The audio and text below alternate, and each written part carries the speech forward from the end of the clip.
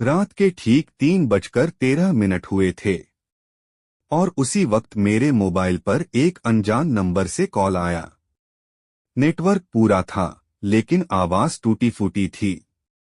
सिर्फ 3 शब्द साफ सुनाई दिए, श्मशान, मत आना। फिर लाइन कट गई। उसके तुरंत बाद एक मैसेज आया। मैसेज में सिर्फ एक फोटो थी, उज्जैन के चक्रतीर्थ श्मशान घाट की तस्वीर, और उस तस्वीर के कोने में एक धुंधली सी आकृति जो मुझे ही देख रही थी। लेकिन सबसे डरावनी बात ये थी कि वो फोटो मैंने ही 2 घंटे पहले अपने दोस्त आदित्य को भेजी थी।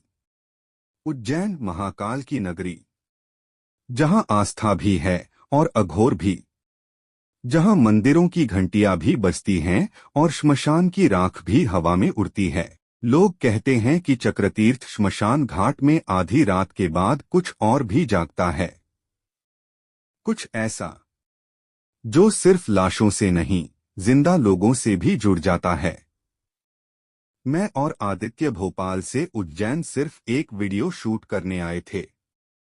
हमारा प्लान था श्मशान साधना पर एक डॉक्यूमेंट्री बनाना, लेकिन हमें नहीं पता था कि हम खुद एक कहानी बनने वाले हैं।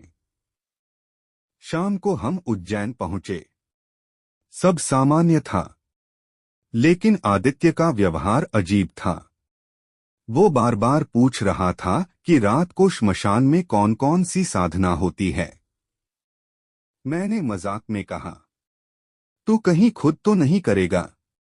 वो मुस्कुराया नहीं, बस बोला, अगर सही मंत्र मिल जाए तो बहुत कुछ पाया जा सकता है। उसकी आंखों में अजीब सी चमक थी।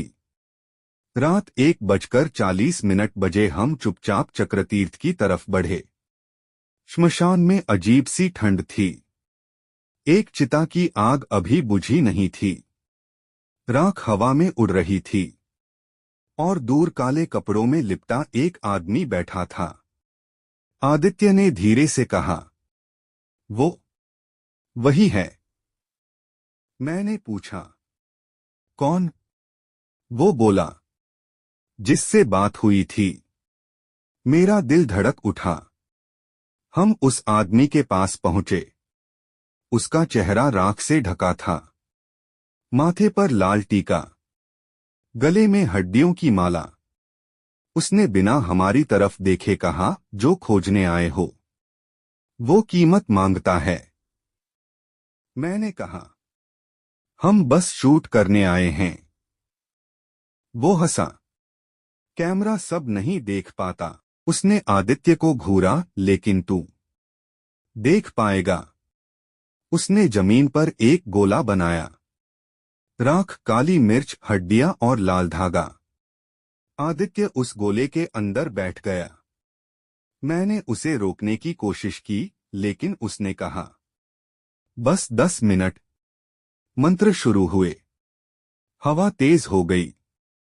बुझी चिता फिर से सुलगने लगी।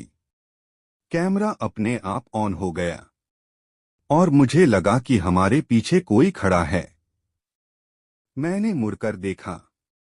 कोई नहीं था, लेकिन राख में 3 पैरों के निशान थे। हम 2 थे। तीसरा कौन था? मंत्रों की आवाज भारी हो गई। आदित्य कांपने लगा। उसकी आंखें पूरी काली हो गईं। तांत्रिक चिल्लाया, अब पीछे मत देखना। लेकिन मैंने देख लिया। राख में एक और आकृति खड़ी थी। एक औरत, बिखरे बाल, आंखें बिना पुतली के।